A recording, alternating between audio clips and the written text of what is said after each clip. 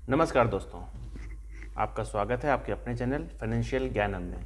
यहाँ हम डिस्कस करेंगे आपके फाइनेंसेस और उससे रिलेटेड मैटर्स। आपको ज़्यादा से ज़्यादा प्रॉफिट कैसे दिया जा सकता है, इस पे हम चर्चा करेंगे। इसी विषय में आज हमारा टॉपिक है पीपीएफ अकाउंट, यानी पब्लिक प्रोविडेंट फंड अकाउंट। ये गवर्नमेंट ऑफ इंडिया का अकाउंट है और ये किसी भी बैंक में, सरकारी या प्राइवेट में खोला जा सकता है। गवर्नमेंट ऑफ इंडिया ने लॉन्ग टर्म सेविंग के लिए ध्यान रखते हुए ये अकाउंट सबके लिए बनाया है। लॉन्ग टर्म सेविंग क्या होती है? बहुत सारे समय के लिए। और पीपीएफ अकाउंट कम से कम 15 साल के लिए खुलता है। हाँ जी, 15 साल के लिए। तो याद रखिएगा, पीपीएफ अकाउंट मिनिमम 15 ईयर्स के लिए खोला जाता है। तो हम कुछ मेजर बेनिफिट्स, कुछ ड्रॉबैक्स, कुछ प्रॉफिट और कुछ ऐसे ट्रिक्स जिससे हम पीपीएफ अकाउंट से मैक्सिमम फ़ायदा ले सकें, आज हम उस पर चर्चा करेंगे। तो सबसे पहले मेजर बेनिफिट्स। मेजर बेनिफिट्स क्या है कि इससे हमें अच्छा रिटर्न मिलता है, यानी रिटर्न ऑन इन्वेस्टमेंट 7.1% है अभी, जो कि किसी भी बैंक की एफडी या सेविंग अकाउंट से ज़्यादा है। और ये गवर्नमेंट ऑफ इंडिया बैक्ड होता है, यानी आप किसी भी बैंक में अकाउंट खोलिए, एसबीआई में खोलिए या एचडीएफसी में खोलिए, इंडियन बैंक में खोलिए या आईसीआईसीआई बैंक में खोलिए, आपको गवर्नमेंट ऑफ इंडिया बैक करती है इस अकाउंट को। यानी आपका सारा पैसा बैंक में जमा नहीं होता, गवर्नमेंट ऑफ इंडिया के अकाउंट में जाके जमा हो जाता है। तो आपको 7.1% इंटरेस्ट आपके अकाउंट में गवर्नमेंट ऑफ इंडिया क्रेडिट करती है। बट उससे भी ज़्यादा फायदा क्या है, इसमें आपको दो तरह के टैक्स बेनिफिट मिलते हैं। नंबर 1, आपको इसमें मुनाफा मिलने वाला है जो इंटरेस्ट पोर्शन होगा, यानी जो भी आप इससे अर्न करते हैं आपको वो इंटरेस्ट टैक्स की श्रेणी में नहीं आता है, यानी टैक्स से आपका अकाउंट बाहर। अदर बेनिफिट, आप इसमें जो प्रिंसिपल जमा करते हैं वो section 80C of income tax, आपको स्क्रीन में दिख रहा होगा, section 80C of income tax में वो एग्जेम्प्टेड होता है। यानी आपका डबल मुनाफा, आप जो जमा करेंगे उसमें भी प्रॉफिट और साथ में आपको प्रॉफिट होगा 80C में इनकम टैक्स में, यानी 1.5 लाख रुपए तक का एडिशनल प्रॉफिट 80C में केवल पीपीएफ अकाउंट में ही नहीं मिलता। आपका हाउसिंग लोन चल रहा है या आपकी एलआईसी पॉलिसीज चल रही हैं, उसमें भी आपको एग्जेम्पशन मिल जाता है।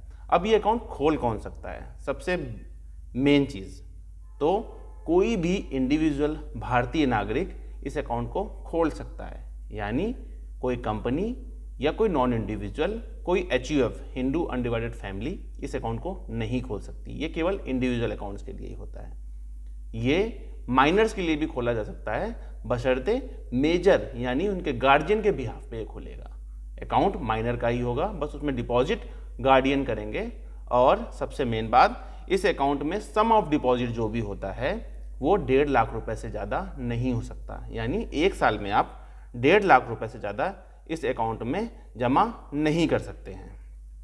अब इस साल गवर्नमेंट ऑफ इंडिया ने आपको एक और राहत दी है, इसमें आप कितनी बार जमा कर सकते हैं। तो सबसे पहली बात, ये मिनिमम 500 रुपये से खोला जा सकता है अकाउंट। किसी भी गवर्नमेंट या प्राइवेट बैंक में जाके आप ये अकाउंट खोल सकते हैं। मिनिमम 500 रुपये डिपॉजिट करना होगा आपको फर्स्ट टाइम खोलने के लिए, पर इसमें हर साल आपको कम से कम एक ट्रांजेक्शन करना ज़रूरी है। अगर आपने एक ट्रांजेक्शन नहीं किया तो आपका अकाउंट इनएक्टिव कंडीशन में चला जाता है और आपको 50 रुपीज़ पर ईयर के हिसाब से पेनल्टी देनी पड़ती है। जी हाँ, 50 रुपीज़।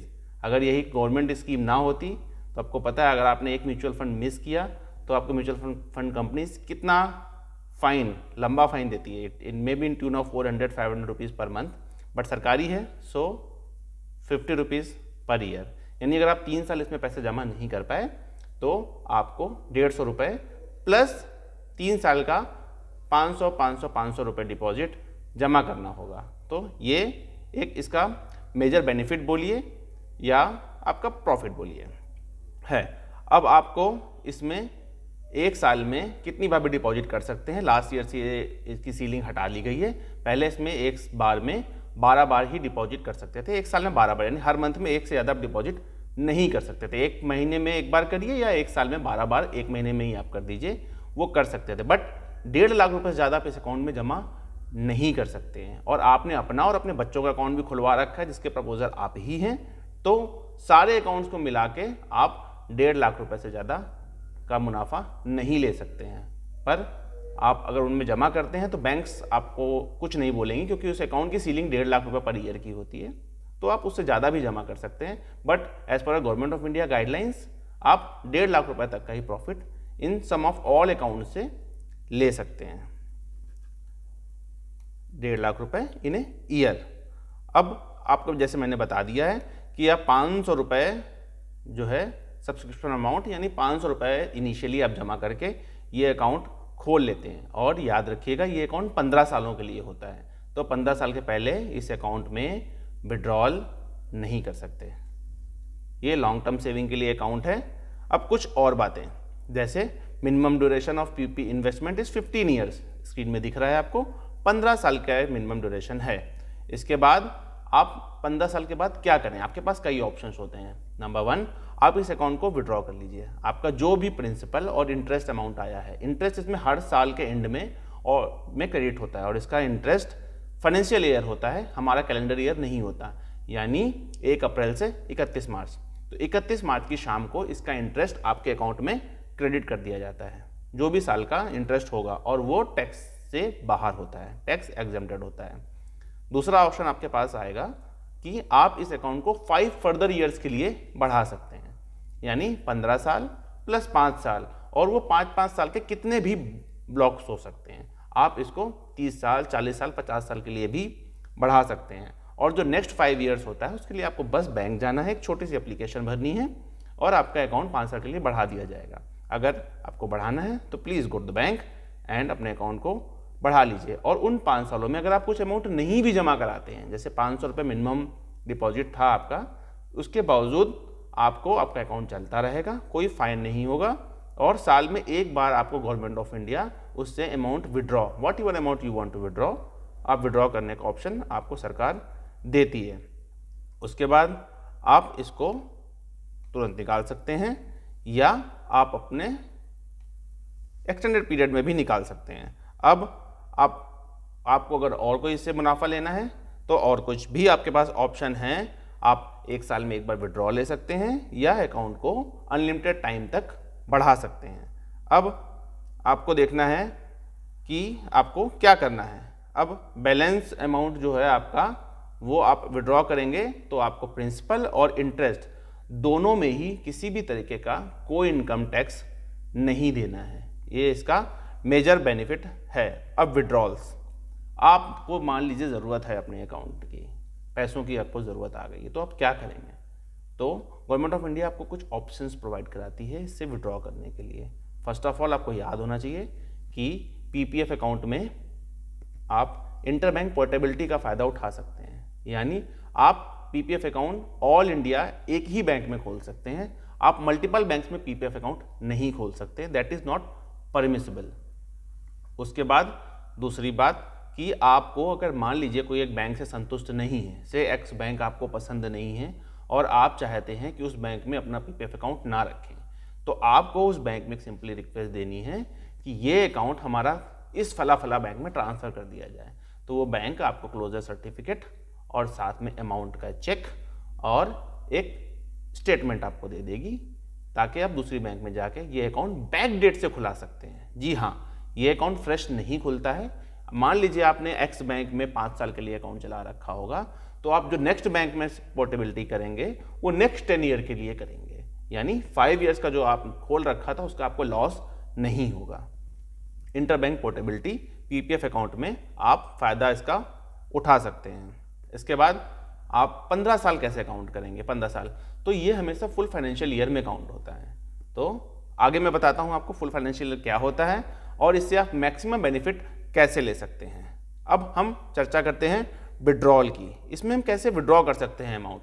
तो विड्रॉ करने के लिए दोस्तों आपको अमाउंट सीधे अपने अकाउंट से नहीं निकालना है, आपको एक एप्लीकेशन देनी है और आपको बैंक जाना है। अब एप्लीकेशन में क्या है, आपके पास 2 तरह के विड्रॉल होते हैं। एक अप टू 5 ईयर्स, जैसे ये लिखा हुआ है, withdrawal is allowed any time after expiry of 5 years from the day of year which is the initial subscription was made, यानी 5 साल के बाद आप इसमें विड्रॉ कर सकते हैं अमाउंट। 5 फुल फाइनेंशियल ईयर्स की बात कर रहे हैं, ठीक है। यानी जिस साल आपने डिपॉजिट किया है पैसा, जिस साल आपने पैसा जमा किया है उस साल को काउंट नहीं करेंगे। नेक्स्ट ईयर से, यानी नेक्स्ट 1 अप्रैल से 31 मार्च आपका एक फुल फाइनेंशियल ईयर काउंट होता है। तो नेक्स्ट ईयर से आप इसमें पैसा विड्रॉ कर सकते हैं। अब कितना कर सकते हैं? इसमें लिखा हुआ है 50% of the balance of the credit at the end of immediately proceeding year, यानी आप 50% जो आपका एक साल के पहले जमा था उसका या fourth financial year proceeding to the first year in which application of withdrawal is made, यानी 4 साल पहले जो आपका 50% अमाउंट था उसमें से आप विड्रॉ कर सकते हैं, जो भी कम होगा, यानी 4 साल के पहले जो आपने डिपॉजिट किया था और या जो लास्ट ईयर आपने डिपॉजिट किया है उसका 50%। इट्स टू टिपिकल, बट हाँ ऐसा ही है। वैसे भी निकालना क्यों, it's a long term investment, so keep your balance hefty. And अगर आपको मान लीजिए नहीं निकालना है और आपको 5 साल के पहले ही ज़रूरत पड़ती है, तो 3 साल से 5 साल के टेन्योर में आप इसमें लोन भी ले सकते हैं। जैसे इसमें है 25% आपका लोन आप ले सकते हैं 3 से 5 साल के बीच में, और जो आसान किस्तों में आप बैंक को चुका सकते हैं। अब नॉमिनेशन फैसिलिटी जैसे सारे सेविंग अकाउंट्स में होता है, इसमें भी नॉमिनेशन फैसिलिटी है, बट इसमें कुछ कैचेस हैं नॉमिनेशन फैसिलिटी के। नंबर 1, आप नॉमिनी माइनर को नहीं बना सकते इस अकाउंट में। नंबर 2, नॉमिनी एक से ज़्यादा भी बनाए जा सकते हैं इस अकाउंट में। नॉर्मल सेविंग अकाउंट में एक ही नॉमिनी होता है, बट चूंकि पीपीएफ अकाउंट है इसमें आप एक से ज़्यादा नॉमिनी बना सकते हैं। और एक बहुत ही अच्छी चीज़ इसमें होती है कि इसमें आपको लीगल प्रोटेक्शन मिलती है, यानी मान लीजिए आपसे कोई और लीगली कोई गलती हो जाती है और आपको कोर्ट आपके सब कुछ अटैच करती है, यानी आपके घर में कोर्ट ऑर्डर भेजती है आपका घर प्रॉपर्टी अटैच करने के लिए किसी दूसरे केस के लिए, पर PPF account can not be attached जी, क्योंकि PPF account provident fund account है और प्रोविडेंट फंड माना जाता है फैमिली का अकाउंट है, इसलिए आपके पर्सनल केसेस में पीपीएफ अकाउंट को कोर्ट अटैच नहीं कर सकती है जी। तो इसमें आपको प्रोटेक्शन मिलती है अटैचमेंट ऑर्डर से, और ये आपके लिए बेनिफिशियल हो सकता है। दो हमें पता है कि हमारे जो सब्सक्राइबर और व्यूअर्स हैं वो उनके पास किसी भी तरह का अटैचमेंट ऑर्डर नहीं है, बट हाँ फ्यूचर किसने देखा है ये हो सकता है, और डेथ ऑफ सब्सक्राइबर पे वो पैसा नॉमिनी को दिया जा सकता है। क्लोजर ऑफ अकाउंट कैप कर सकते हैं। क्लोजर अकाउंट करने के लिए मैंने आपको बताया सिंपली 15 साल के बाद आप कर सकते हैं, और 15 साल के बाद आप एक 5-5 सालों के ब्लॉक के लिए इसको अनलिमिटेड टाइम तक बढ़ा सकते हैं। प्रीमेच्योर क्लोजर के भी कुछ क्लॉजेज हैं, जैसे अगर आप इंडिया छोड़ के बाहर सेटल हो जाते हैं तो आप 5 साल के बाद इस अकाउंट को क्लोज कर सकते हैं। वैसे भी ये बहुत ही rarest of the rare situations होती हैं, कोई आदमी बाहर भी जा रहा है तो भी इस अकाउंट को चलाने में कोई दिक्कत नहीं होती है, क्योंकि साल में एक बार ही 500 रुपये विड्रॉल डिपॉजिट करने हैं, वो कोई भी इजीली कर सकता है। तो ये रहा आपका पीपीएफ अकाउंट के मेन फायदे। अब मैंने आपको बताया था कि मैं आपको कुछ कैसे मोर अर्न करें हम ये बताना चाहेंगे आपको, तो कुछ चीज़ें आप ध्यान रखिए। पीपीएफ अकाउंट में इंटरेस्ट काउंट होता है 5 तारीख से लेकर 30 तारीख तक, यानी आपने अगर 5 तारीख के बाद कुछ जमा किया है तो उस महीने का इंटरेस्ट आपको नहीं मिलेगा। तो प्लीज़ गाइज, अगर आप अपने पीपीएफ अकाउंट में अमाउंट डिपॉजिट कर रहे हैं तो इस चीज़ का ध्यान रखिए कि आप डिपॉजिट 5 तारीख के पहले ही करें या 5 को करें, तो आपको उस महीने का इंटरेस्ट मिलेगा।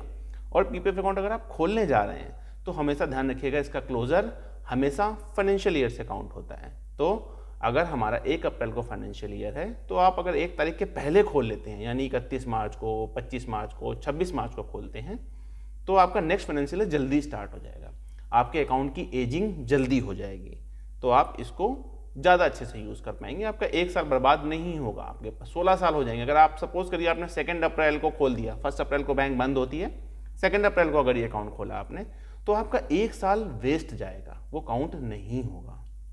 इसलिए आप इसको 1 अप्रैल के पहले खोलेंगे तो आपका बेनिफिट होगा। इसलिए आप पीपीएफ अकाउंट में कुछ छोटी छोटी बातें याद रखेंगे और पीपीएफ अकाउंट को अच्छे से चलाएंगे तो पीपीएफ अकाउंट आपको प्रॉफिट नॉर्मल से थोड़ा सा ज़्यादा देगा। थैंक यू दोस्तों।